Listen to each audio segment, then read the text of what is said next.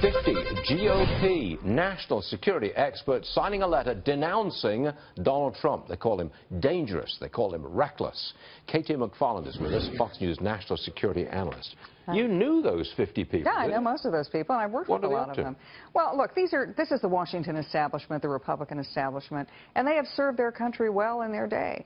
But what I think the opportunity that Trump has is to go against the establishment thinking, that he has a sort of unique moment in history, like Nixon and Kissinger did in the 1970s with China, like Reagan did in 1980 with the arms control with the Soviet Union and winning the Cold War. I think we had a revolution in foreign policy. Yeah, I think it is a revolution. Real revolution.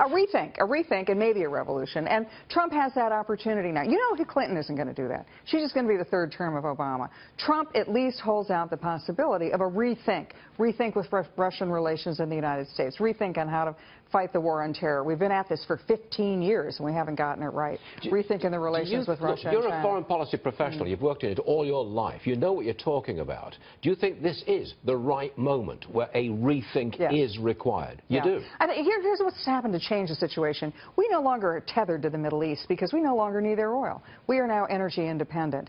China and Russia are declining economies all of a sudden. They were rising economies, you know, exponentially. It's certainly China. That's now slowed down. The price of oil internationally has gone down. That bankrupts countries that rely on the export of oil. So you see this as an American moment? I think it is an American moment. A moment where we can act and take advantage of what's going on overseas.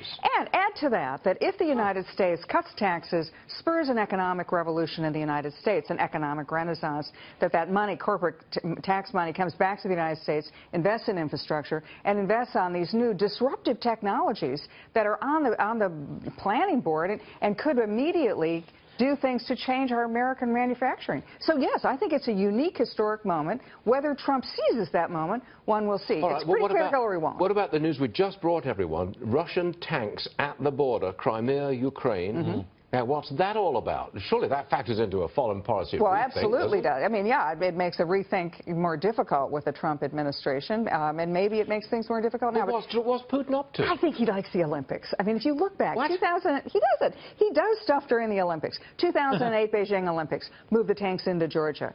2014 Sochi Olympics, grabbed Crimea and started fighting on the eastern border of Ukraine and Russia. You think he's warming up? I think he's taking a moment of extreme vulnerability and diversion in the West. We're focused on the Olympics, the Zika virus. America's focused on the elections. President Obama, no drama. Obama does not want a problem on his watch. Europe's distracted with the migrant crisis and political ramifications of that. If I'm Putin and I'm looking around to think, if I want to grab something, if I want to cause a problem, if I want to show Europe or NATO to be weak and fakeless, this is my moment. And Trump involved with Russia, Putin, I mean, that plays in as well. It all plays in. It's all interconnected. It's all one giant chessboard, and somebody's about to kick that chessboard over. Whoa, famous last words right there. Kick that chessboard over. Thank you. All right, KT, thank you very much indeed. Dramatic stuff today. All right.